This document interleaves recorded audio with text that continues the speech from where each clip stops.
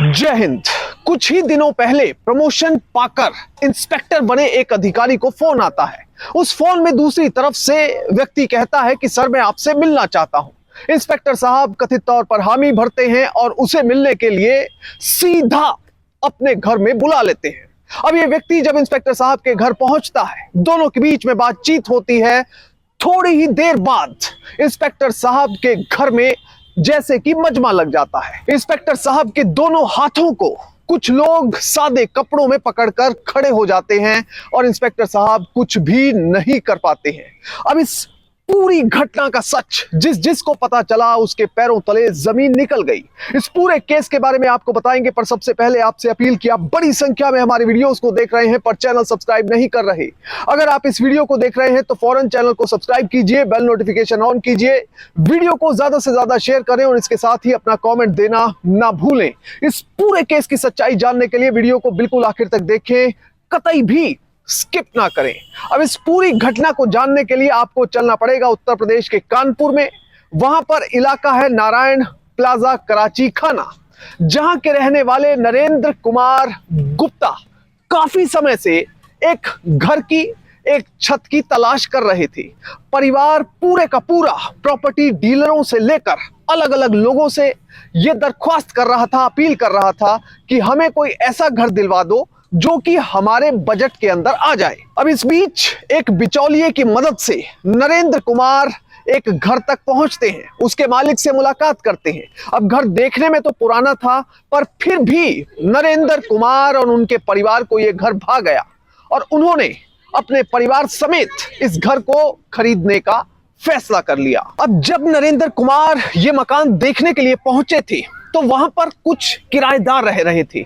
नरेंद्र कुमार को वहां मौजूद प्रॉपर्टी डीलर और जो भी मीडिएटर थे उनके द्वारा कथित तौर पर बताया गया कि ये मकान जब आप खरीदेंगे तो किराएदारों से खाली करवा लिया जाएगा। अब नरेंद्र कुमार आगे बढ़ चले, पैसों का इंतजाम किया और मकान की रजिस्ट्री का दिन आ गया। फाइनली नरेंद्र कुमार ने मकान खरीद लिया, पर किराएदार अभी भी उस मकान में डटे हुए थे।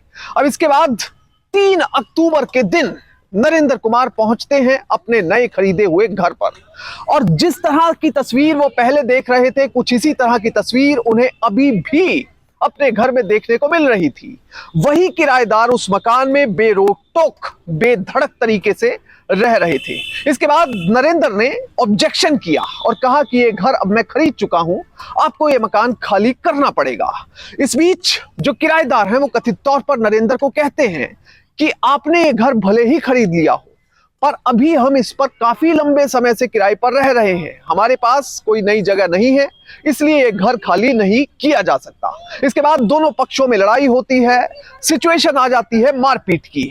मारपीट भी होती है, कथित तौर पर जो किराएदार हैं उनकी ओर से नरेंद्र की पिटाई की जाती है।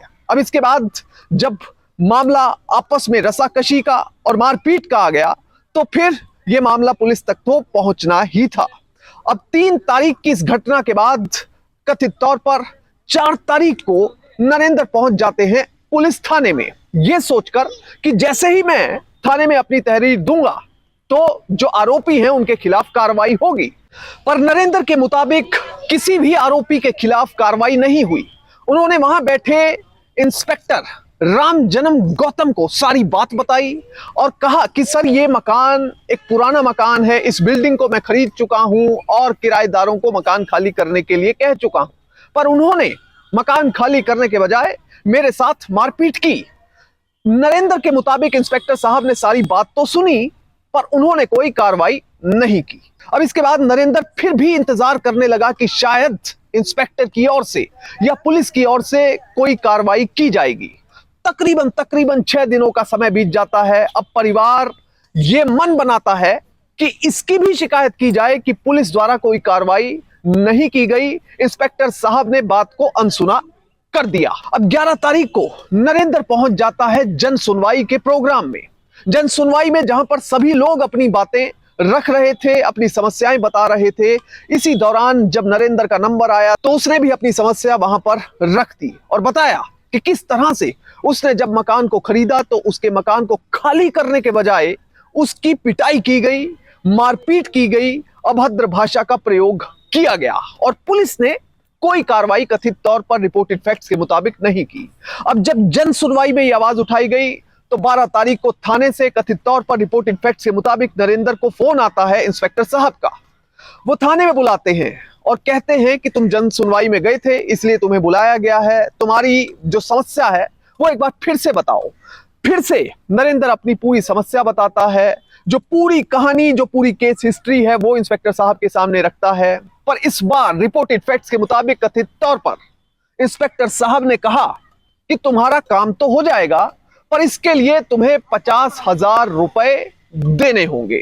अभी नरेंद्र को पूरी बात समझ भी नहीं आई थी, तो रिपोर्टेड फैक्ट्स के मुताबिक इंस्पेक्टर साहब ने यह कह डाला कि दरअसल एक तरफ तो तुम अपनी तहरीर दे रहे हो, दूसरी तरफ से जो तुम्हारे किराएदार हैं उन्होंने भी अपनी तहरीर दे दी है, और दोनों पक्षों की तरफ से जब तहरीर हुई है तो दोनों ही पक्षों पर मुकदमा कायम होगा, और अगर तुम्हारे खिलाफ मुकदमा हो गया तो यह समझ लीजिए कि कितनी बड़ी समस्या हो जाएगी। इसके साथ ही रिपोर्टेड फैक्ट्स के मुताबिक कथित तौर पर इंस्पेक्टर साहब ने कहा कि अगर 50,000 रुपए की रकम दे दी जाएगी तो यह समस्या मैं बहुत अच्छे तरीके से हैंडल कर लूंगा, और जो दूसरा पक्ष है उस पर कड़ी धाराएं लगाते हुए इसको एक बैलेंसिंग एक्ट के तहत सॉल्व कर लिया जाएगा। अब नरेंद्र को कुछ समझ नहीं आया कि किया जाए तो क्या किया जाए। मैंने तो सिर्फ मकान खरीदा था, पर यह कोर्ट, मुकदमे, कचहरी, थाने का चक्कर अब नहीं लगेगा। परिवार में जाकर यह बात बताई, कुछ दोस्तों से सलाह ली तो दोस्तों ने कहा कि रिश्वत देना तो सही कतई भी नहीं है, इसके लिए तुम्हें आगे की अथॉरिटीज से संपर्क करना चाहिए। पता किया गया तो पता चला कि एसीबी से संपर्क किया जा सकता है, यानी एंटी करप्शन ब्यूरो। अब ज्यादा सोच विचार ना करते हुए नरेंद्र सीधा एंटी करप्शन के दफ्तर में पहुंचता है। वहां पर अधिकारियों से मुलाकात करता है, उन्हें अपना पूरा केस समझाता है और कहता है कि सर मेरा क्या कसूर है, मैंने सिर्फ एक घर खरीदा था पर मुझसे रिश्वत की मांग की जा रही है। अब एसीबी के अधिकारियों ने, जिस तरह से कोई भी इन्वेस्टिगेटिव एजेंसी काम करती है, इस पूरे मामले की प्रीलिमिनरी इंक्वायरी की, और प्रीलिमिनरी इंक्वायरी करने के बाद जो तथ्य निकलकर सामने आए उसके आधार पर एसीबी ने आगे की कार्रवाई यानी कि ट्रैप करने का प्लान किया। अब इसके बाद नरेंद्र इंस्पेक्टर साहब को फोन करता है और वो उन्हें बता देता है कि सर मैं आपसे मिलना चाहता हूं।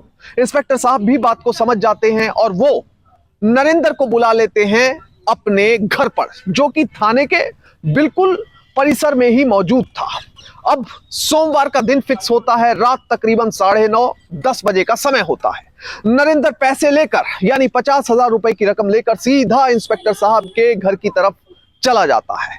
अब जैसे ही इंस्पेक्टर साहब के घर नरेंद्र पहुंचा तो वहां पर नमस्ते राम राम हुई, बातचीत शुरू हुई, और थोड़ी ही देर बाद कथित तौर पर रिपोर्टेड फैक्ट्स के मुताबिक नरेंद्र ने इंस्पेक्टर साहब को 50,000 रुपए की रकम पकड़ा दी। अब जैसे ही 50,000 रुपए इंस्पेक्टर साहब को दिए गए, तभी थोड़ी ही देर में सादे कपड़ों में कुछ लोग इंस्पेक्टर साहब के घर की तरफ भागते हुए दिखे।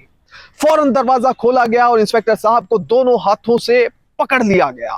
अब सादे कपड़े में मौजूद ये लोग इंस्पेक्टर साहब को इस तरह से पकड़कर क्यों खड़े थे, ये किसी को समझ नहीं आ रहा था। खुद इंस्पेक्टर साहब को समझ नहीं आ रहा था। जब इंस्पेक्टर साहब ने पूछा तो पता चला कि ये एसीबी के अधिकारी हैं और उनके घर पर रेड पड़ी है, और इसी के तहत ट्रैप करते हुए इंस्पेक्टर साहब को गिरफ्तार कर लिया गया है।